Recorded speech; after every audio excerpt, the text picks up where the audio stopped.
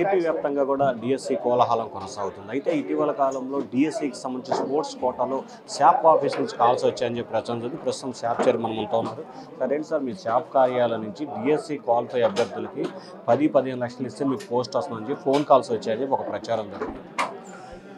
అది యాక్చువల్గా sports authority పేరు వాడుకొని వచ్చిన వీడియోగా విచారణలో తేలింది. ఏంటంటే మీకు తెలుసు ఇలాంటి ఇంత పెద్ద డిఎస్సి నిర్ణయించినప్పుడు ఎవరో ఒకరు లబ్ధి పొందాలని చూస్తారు. దాని మీద మా సెక్రటరీ గారు కమిషనర్ గారికి ఎఫ్ఐఆర్ కట్టమని లెటర్ కూడా ఇవ్వడం జరిగింది. దాని మీద ఎఫ్ఐఆర్ కూడా కట్టాం. చాలా కఠినంగా కూడా వ్యవహరించబోతున్నాం. ఎవరిని వదిలిపెట్టే ప్రసక్తి లేదు.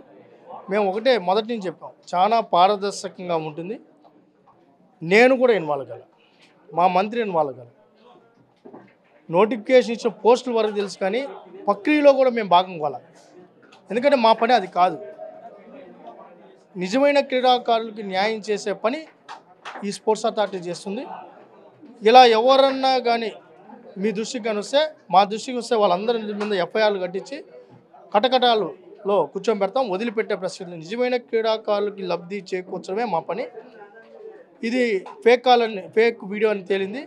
ఇలాంటి వాటిని కూడా ఎవరు నమ్మద్దని కూడా కోరుకుంటున్నాం. ఎందుకంటే ఇది చాలా పారదర్శకంగా జరుగుతున్న వ్యవహారం. అది ఎవరి పేరు చెప్పినా ఎంత వారైనా నమ్మద్దండి. ఇక్కడ అలాంటి జరిగే ప్రసక్తి లేదు. మా స్టాఫ్ మీద కూడా మేము నిఘా పెట్టున్నాం.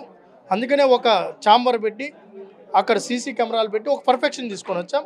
మొబైల్స్ కూడా ఒకసారి లోపలికి వెళ్ళిన తర్వాత ఆ మొబైల్స్ కూడా హ్యాండ్ ఓవర్ చేసుకునే కార్యక్రమం తీసుకొని ఇంత పర్ఫెక్ట్గా చేయనాక ఇలాంటి ఎవరైనా ఒకరు ఇద్దరు ఇలాంటి గేమ్లు ఆడితే మటుకు చాలా కఠినంగా ఉంటుంది. సార్ ఆడుదాము అందరూ ఆల్రెడీ నివేదిక ప్రభుత్వానికి చేరిందా సార్? నివేదికలు ఏముంది, ఎప్పుడు వారిపై చర్యలు ఉండే అవకాశం ఉంది?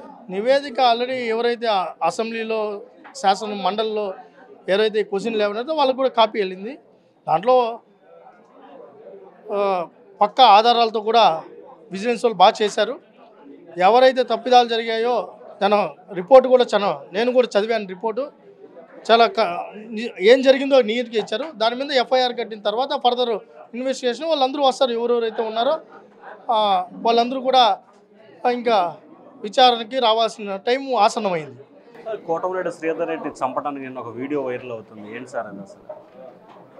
ఇది నిజంగానే ఒక శాసనసభ్యుడి మీద ఈ విధంగా వీడియో రావడం అనేది నిజంగా చాలా కఠినంగా వ్యవహరించాల్సింది. అందుకే నిన్న మా హోంమంత్రి గారు, మా రాష్ట్ర పార్టీ అధ్యక్షుడు పల్లా శ్రీనివాస్ గారు వెంటనే మాట్లాడారు. ఇప్పుడు కూడా ఆయన ప్రెస్ మీట్ పెట్టారు. ఎవరైతే దాని వెనకాల ఉన్నారో మాట్లాడిన వాళ్ళు ఒకరు, దాని వెనకాల ఉన్న ఎవరైతే కారకులు ఉన్నారో వాళ్ళ మీద మేము కూడా మా ఎస్పీ గారు ఇన్వెస్టిగేషన్ చేస్తారు. ఎందుకంటే ఈ సంస్కృతి వైసీపీలో ఉంది. భౌతికంగా దాడి చేసే సంస్కృతి ఉంది. కాబట్టి మేము కూడా అలర్ట్గా ఉండాలి. ఎవరైతే దీనికి వెనకాల ఉన్నారో వాళ్ళందరి మీద కూడా కఠినంగా చర్యలు తీసుకోబడతాయి. మీ ప్రభుత్వంలో కూడా మీపై దాడులు ప్రోత్సహించడం, కుట్ర జరగడం, దీన్ని ఎట్లా తీసుకుంటారా సార్? ఇప్పటికే కార్యకర్తలు ఆగ్రహం వ్యక్తం చేస్తూ ఉన్నారు. అంటే చట్ట ప్రకారం వ్యవహరించే ప్రభుత్వం మాది, చట్టాన్ని ఉల్లంఘించే ప్రభుత్వం వాళ్ళది. వాళ్ళ తీరు అలానే ఉంటుంది. మంచోడు చెడ్డ రాక్షసుడు ఎట్లా ఉంటాడు? దేవుళ్ళకి అన్ని శక్తులు ఉన్నా రాక్షసుడు యుద్ధం ఉంటుంది. ఇప్పుడు పరిస్థితి అట్టే ఉంది రాష్ట్రంలో. మేము మంచోళ్ళైనా కూడా మా అతి మంచితనం కూడా ప్రమాదకరమే. కొన్ని చోట్ల ఇలాంటి వాటిని కూకటి వేలతో కూడా పెకిలిస్తాం.